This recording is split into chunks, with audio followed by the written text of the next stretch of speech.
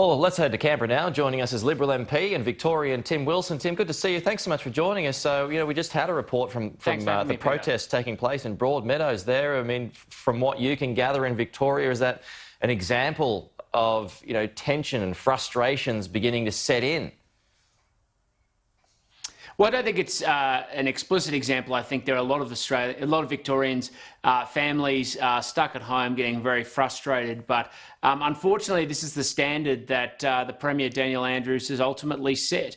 Earlier in the lockdown, he allowed the Black Lives Matter protest to go forward and didn't stomp on that and make it clear that we were all taking a big hit for trying to contain the spread of COVID-19. We understand since then there have obviously been some outbreaks, and so people unfortunately aren't taking the rules as seriously, and this is a standard he's prepared to walk past. Well, now you're getting the financial cost. We've seen some of the figures come out today, Tim, announced by the Treasurer earlier.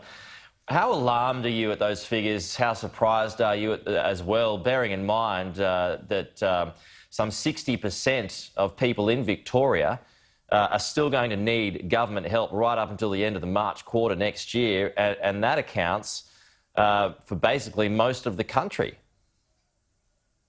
Well, it's disturbing, and I don't think anybody would argue otherwise. We want the economy back on its feet and people be able to go and live out their lives. We have to deal with the pandemic and constraining the outbreak as well. That's why clarity is so important for a road out. This is a point that Treasurer Josh Frydenberg has made, which is providing a clarity about how we're going to get out of the situation we're presently in. Because instead, the state government is only seeking to extend its powers to keep lockdowns in place. So, of course, there's no business investment, no jobs growth, and no opportunity for young Victorians to be able to rebuild their lives. And that's the problem we all face. And there's still no real talk yet of an exit plan coming out of Victoria, coming out of these restrictions.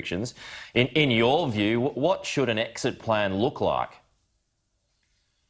Well, I think you've got to do it based on a series of principled approaches around what measures are going to be introduced and relaxed based on caseload numbers, obviously, of new infections, but also looking at when do we need targeted measures for particular regions rather than just putting the whole of Melbourne and really these days the whole of Victoria in lockdown, when we know that there are actually targeted areas where there are particular communities that are affected. Now, that isn't to demonise those communities. It's a simple acknowledgement that we have to have a pathway. If a community within a certain geographic area has no cases, that we can progressively release some of the obligations so people can get back on their feet. Aren't we seeing at the moment that the federal government is really powerless to be able to interfere what's going on with the states at the moment, because Daniel Andrews calling the shots, Anastasia Palaszczuk calling the shots? It's almost as if the tail's wagging the dog here.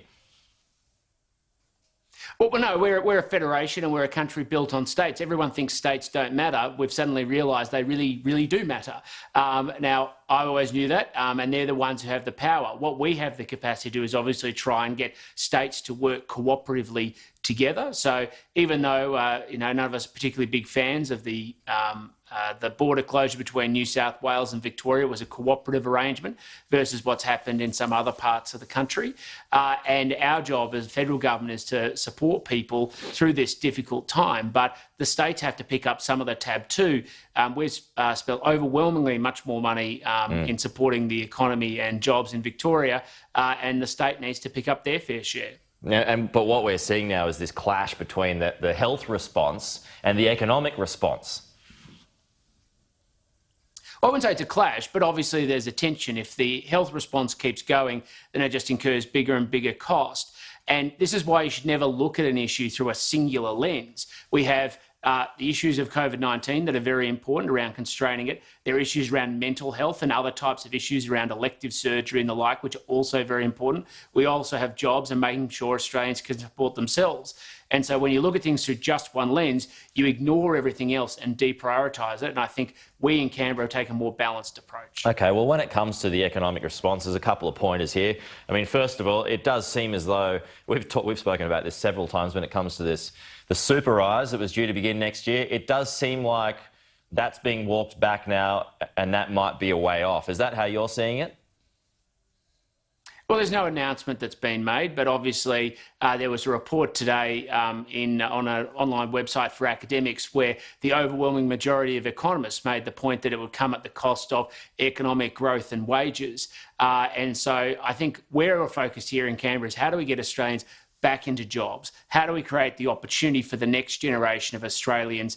And if it's just going to be and we're going to have to look at every measure and every lever about how we're going to achieve that. But increasing the cost of working and making it harder to employ people is not part of that solution. And on to tax cuts. I mean, the Treasurer said in the program earlier that they are still working through some tax options. I noticed the AIG is calling for tax cuts to be brought in earlier. The scheduled tax cuts from 2022, Innes Willox want them to be brought in from January 1 next year. Is that possible? Well, these sorts of things that obviously the Treasurer is looking through as part of the budget process and making sure that we consider all options. But ultimately, we've got to make sure we do need to do what we can to stimulate the economy to get people back into jobs. And of course, tax is a critical part of that, particularly to bring forward investment so that we can grow the economy so young Australians can get jobs. Just on a foreign interference, Tim, the government now holding an inquiry into foreign interference at our universities, or some of them anyways. Is that something that you support?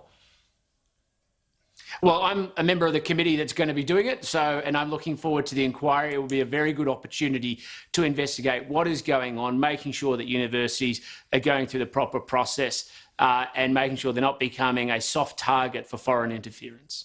Were you surprised at some of the allegations, though, that were identified last week that basically China's paying off researchers at our universities and then taking back the intellectual property?